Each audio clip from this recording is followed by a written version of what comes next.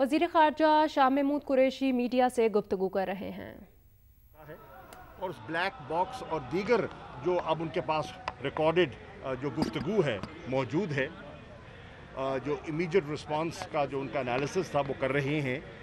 और मुझे उम्मीद है कि जो वाक़यात हैं वो सामने आएंगे और एक शफ़ाफ तहकीक के ज़रिए पता चलेगा कि ये सानिया या हादसा रूनुमा क्यों हुआ और आइंदा हम इससे क्या सीख सकते हैं। अच्छा, माजी में इस तरह के वाक़यात होते थे तो इमरान खान साहब इस्तीफ़ा तलब कर लेते थे, जो माजी की हुकूमत है। इस बार तो कोई आवाज़ नहीं। उन्होंने बिल्कुल, आपने देखा, आपने शायद अखबार नहीं पढ़ी, आपने अखबार देखिए, बग़ैर तहकीक के आप गैर ज़िम्मेदाराना गुफ्तगू फरमा रहे हैं। देखिए बात सुने, देखिए आपने सवाल कर लिया, जवाब लिया।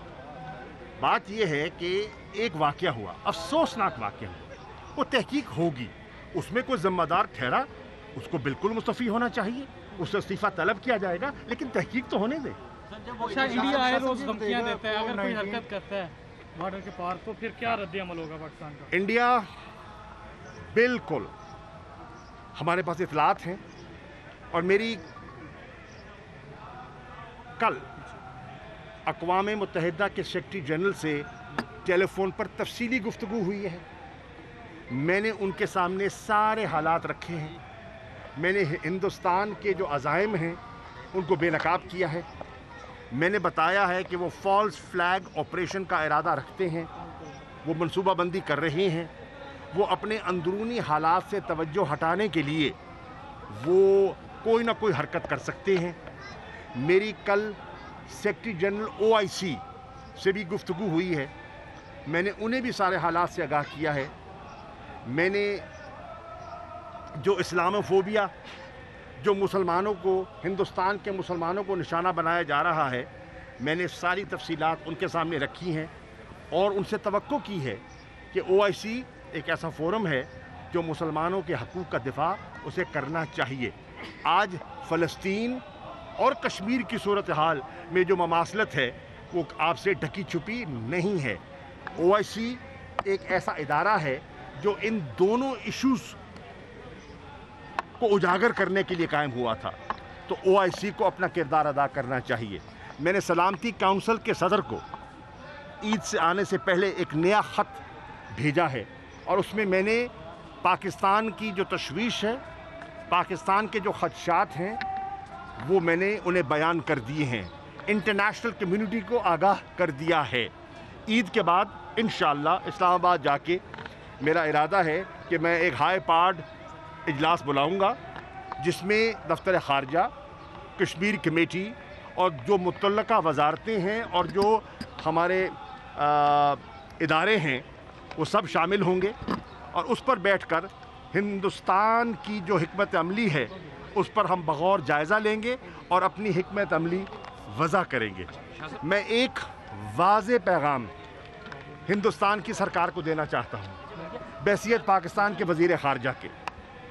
हम अमन चाहते हैं, हम समझते हैं कि आज कोरोना ने जिसने पूरी पाकिस्तान को अपनी लपेट में ले रखा है, उस कोरोना का मुकाबला करने के लिए हमें रीजनल तावन की ज़रूरत है।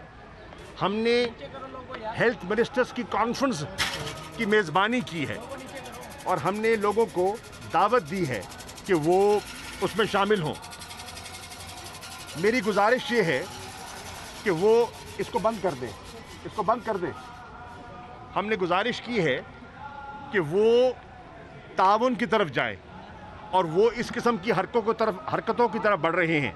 मेरा वाज़े पैगाम सुन लें, अगर हिंदुस्तान ने हमारे इस रिस्ट्रेंट को, हमारी इस वज़ादारी को कमज़ोरी समझा है तो उनकी गलत फहमी है। अगर उन्होंने कोई ऐसी हरकत की, पाकिस्तान की तरफ जारियत की, तो उनको मुंह तोड़ जवाब दिया जाएगा। पाकिस्तान की अफवाज और पाकिस्तान की कौम और कश्मीरी मिलकर उनका मुकाबला करने की सलाहियत रखते हैं। शाह साहब, रमज़ान शरीफ के आखिरी अशरे में बलूचिस्तान में फोर्सेस पर जो अटैक हुआ, उसमें हमारे काफ़ी जवान शहीद भी हुए, तो क्या जो वहाँ पे अटैक हुए, क्या आप समझते हैं कि उसमें कोई भारत की दखलंदाजी अभी तक? कोई शक ही नहीं है, कोई शक ही नहीं है भैया।